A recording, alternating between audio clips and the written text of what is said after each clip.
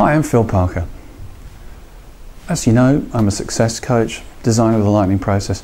My job is to get people to look at things in a little different way and see what can happen as a result of that. In Buddhist philosophy, they talk about there just being the now, just the moment, nothing else.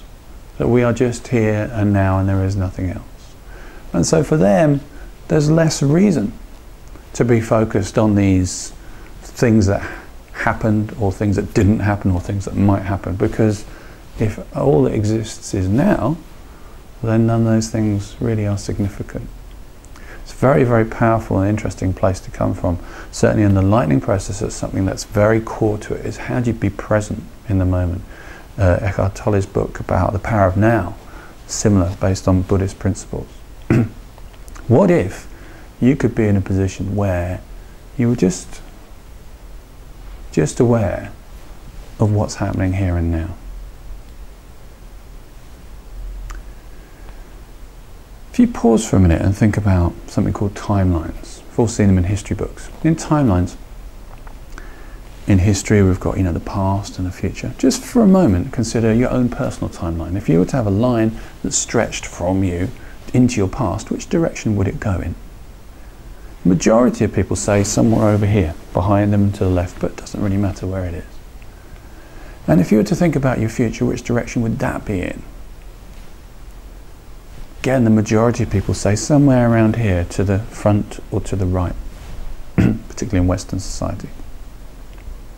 But then there's another interesting question, which is, so where's the present? If your past is somewhere here, your future is here, where's now? Just focus on that. For most people, now is somewhere here. But how big is now? Sounds like a strange question, but if your past is there and your future's here, where's now? How large is it? Many people experience now as being something like this, maybe the size of their body. What I'd like you to do in your mind is just to expand that and get a sense of, if I could have now being as big as this room, what would that be like? To have that sense of nowness. What would that feel like? What would that allow for? Certainly what most people say is it allows them to be a lot more present. It allows them to be a lot more peaceful, a lot calmer.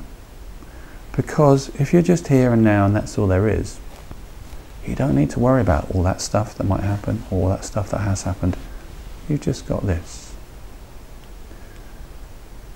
So think about nowness. Think about being present. Hope you find that useful.